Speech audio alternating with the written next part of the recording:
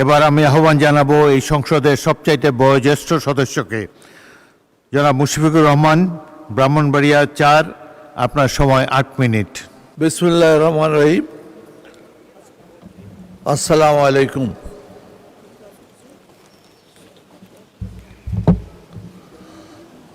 মাননীয় স্পিকার, আপনাকে ধন্যবাদ যে আজকের এই বাজেট অধিবেশনে আমাকে কিছু কথা বলার সুযোগ দেওয়ার জন্য।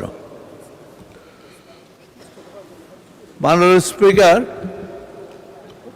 এই বাজেট সম্পর্কে বিশদ আলোচনা করেছেন এবং আমাদের মাননীয় সদস্যবৃন্দ অনেক ভালো কথা বলেছেন এবং সমালোচনার খাতিরে সমালোচনা করেছেন। সেই জন্য আমি সকল সদস্যবৃন্দকে ধন্যবাদ জানাই।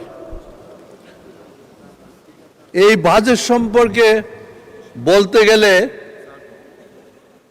এটা বলা নিশ্চয়ই রাখে যে এই বাজেট প্রণয়নের ব্যাপারে মাত্র 4 মাসে এই সরকার একটি এমন অর্থনৈতিক ব্যবস্থার মাধ্যমে একটি সুচিন্তিত বাজেট তৈরি করেছেন এবং এই বাজেটের ব্যাপারে মতবিরোধ থাকতেই পারে, কিন্তু একটা কথা নিশ্চয়ই আমরা সকলে একমত হব, এই বাজেট জনকল্যাণমুখী, এই বাজেট মানব সম্পদ উন্নয়নের জন্য, এই বাজেট বর্তমান বেকার সমস্যা দূর করা অর্থাৎ কর্মসংস্থানের জন্য।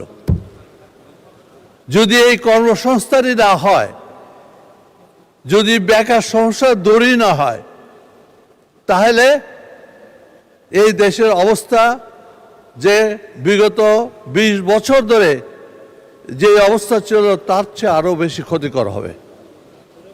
সেই জন্য এই বাজেটে অনেকে বিশাল বাজেট বলে যে অভিহিত করেছেন,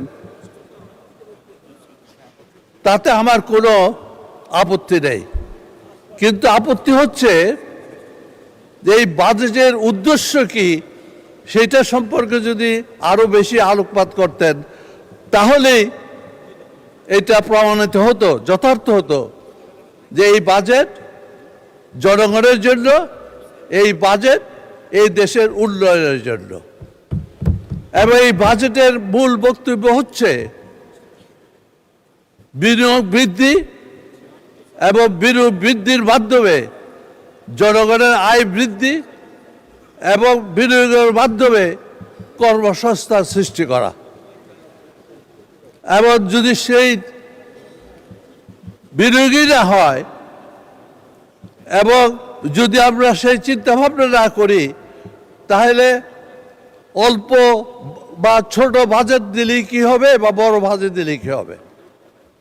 এই বিশাল বাজেটের সবচেয়ে বড় জিনিস হলো বাস্তবায়ন, এবং এই বাস্তবায়ন সম্ভব আমরা সকলে সম্মিলিতভাবে যদি এই বাজেটকে বাস্তবায়নের দিকে এগিয়ে যাই। এবং আমার মনে হয় যে আমরা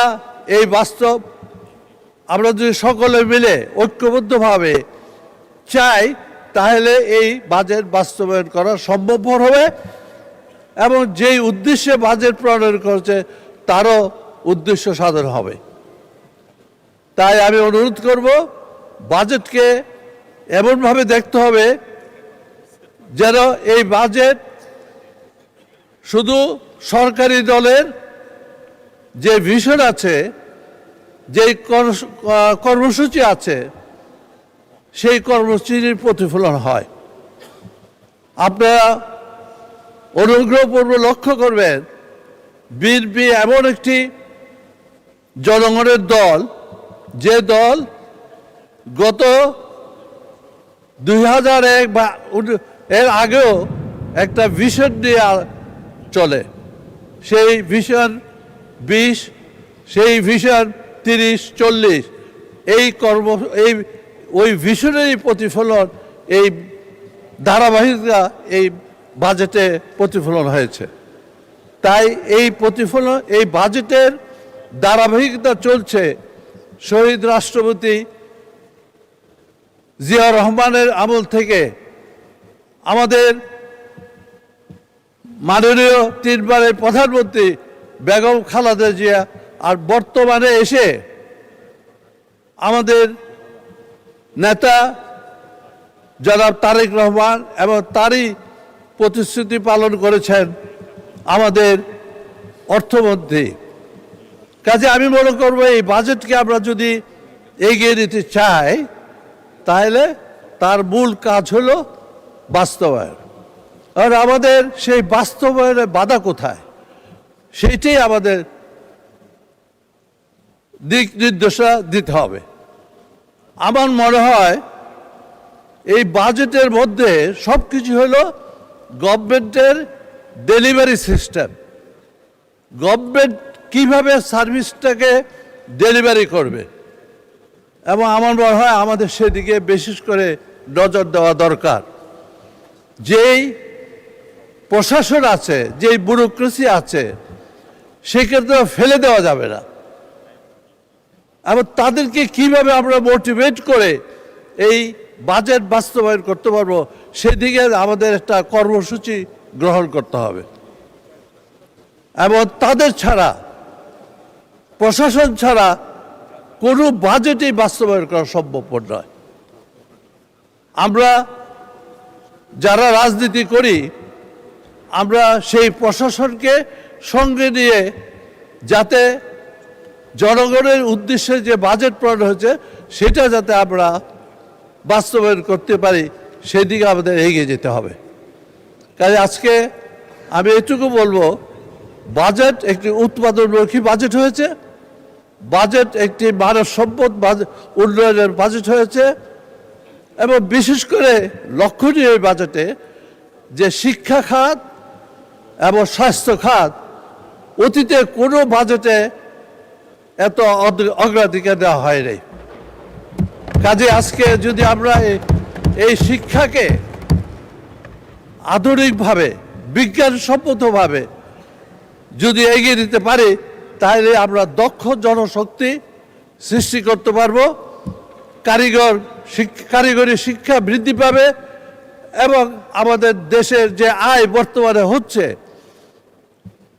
যেটা দুইটা নির্ভরশীল খাত হলো, একটা জনশক্তি রপ্তানির উপরে, আর একটু হলো আমাদের গার্মেন্ট ইন্ডাস্ট্রি। কিন্তু গার্মেন্ট ইন্ডাস্ট্রিও বড় হলো এখন আমাদের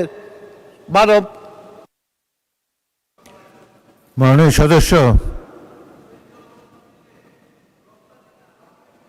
মাননীয় 2 মিনিটে শেষ করেন, আপনি আরো 2 মিনিটে শেষ করেন। আমি বেশি কিছু না বলে শুধু একটু কথা বলবো আমার নির্বাচনী এলাকা সম্পর্কে। আমার নির্বাচনী এলাকা সীমান্তবর্তী এলাকা। এই সীমান্তবর্তী এলাকার মধ্যে আমি সকলের মুখে শুনেছি মাদক বিরোধী কথা, কিন্তু আমরা কিভাবে মাদক বিরোধী অভিযান চালাবো, কর্মসূচি কি হবে, সেটা আমরা এখনো ঠিক করতে পারি নাই। আমাদের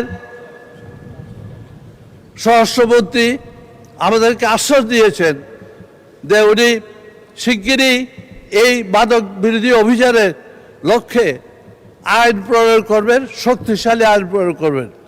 আমরা আশা করি আগামী দিনে সেই আইন প্রয়োগের মাধ্যমে মাদক বিরোধী অভিযান আরও বেশি শক্তিশালী হবে।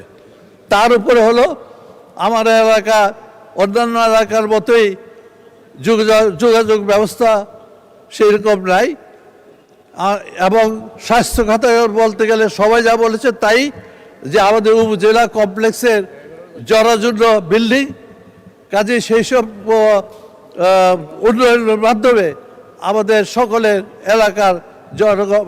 এলাকাবাসী উপকৃত হবে। আমি এই বলেই আমার বিবৃতি শেষ করছি। মাননীয় স্পিকার, আপনাকে ধন্যবাদ।